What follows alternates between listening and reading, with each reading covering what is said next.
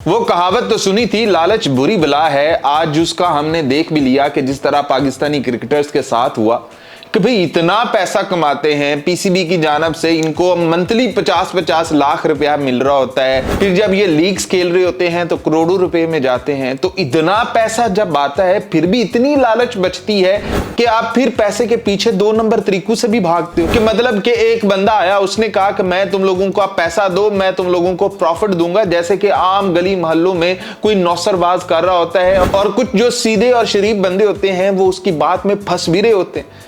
मतलब वो पैसे लगा रहे होते हैं, 1-2 महीने तक उनको पैसे मिलते हैं। मतलब सही में डबल शाह वाली कहानी हो गई।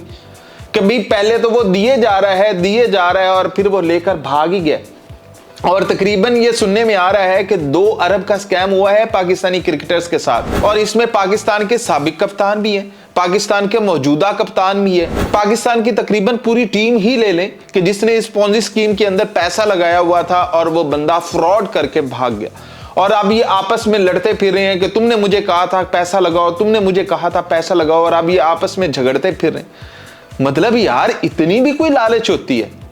आखिर इतने पैसे का करना क्या है? खानी तो वही रोटी है ना। वो घर आपके इतने प्यारे प्यारे हैं कि लोगों की पूरी जिंदगी की कमाई भी आप जैसे घर का तस्वुर नहीं कर सकती। जैसे घर है आपके पास, जैसी गाड़ियां हैं आपके पास, जैसे मालो दौलत है आपके पास, कारोबार है आपके पास, होटल्स हैं आपके पास, और मंथली 50 लाख रुपया एक साइड से आ रहा है, फिर लीग्स आती हैं, वहां से करोड़ों रुपए आते हैं। मतलब बोलियां लगती हैं। मतलब इतनी भूख है कि आप 2 नंबर तरीके से, पहले तो वो स्कैंडल्स आते होते थे, करप्शन के स्कैंडल आते होते थे, अब ये वाले स्कैंडल आ रहे हैं कि भी पाकिस्तान ने एक 2 नंबर फ्रॉडिये को, पाकिस्तानी स्टार्स ने पैसे दिए और वो बंदा पैसे लेकर भाग गया।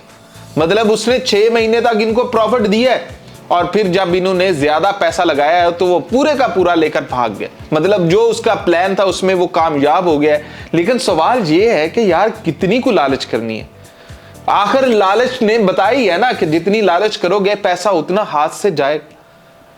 मतलब यही आप पैसा अपने घर में रखते या यही पैसा पाकिस्तान के अंदर कहीं पर लगाते, पाकिस्तान के फ्यूचर के ऊपर लगाते तो भाई पता चलता। लेकिन नहीं, इन्होंने तो अमीर बनना है, इन्होंने तो बहुत ज्यादा अमीर बनना है।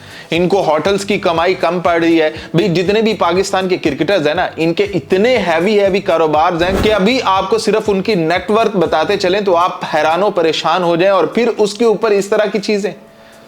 और ये खाली एक क्रिकेटर नहीं है, पूरी टीम है, जो मौजूदा टीम, प्रीवियस टीम, भाई आपके पूरा एक ग्रुप, यानी कि उसने निशाना ही पाकिस्तानी क्रिकेटर्स को बनाया कि भी पाकिस्तानी क्रिकेटर्स के पास पैसा अच्छा खासा आ रहा है तो क्यों ना लूटा जाए।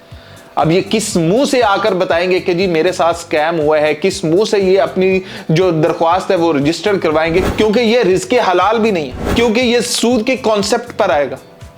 मतलब रिस्क हलाल छोड़कर जब इतना मिल रहा है, हलाल रिस्क इतना मिल रहा है, शायद ये यही वजह है कि जो पाकिस्तान के लिए इन्होंने पैसे तो लिए लेकिन पाकिस्तान के साथ खेले नहीं है, तो ऐसा पैसा फिर ऐसे ही जाता है। तो हम तो दुआ करते हैं कि इनको हिदायत मिले और ये सीधे रास्ते पर चलें, यूं ये लालच छोड़ दें और सिर्फ मुल्क के लिए खेलना शुरू कर दें, तो इनको पैसा फिर भी नहीं खत्म होना। इनकी 7 नस्लें इतना पैसा ये जमा कर चुके हैं ऑलरेडी कि इनकी 7 नस्लें पाकिस्तान में बैठकर खा सकती हैं। लेकिन फिर भी यार लालच नहीं है खत्म होती।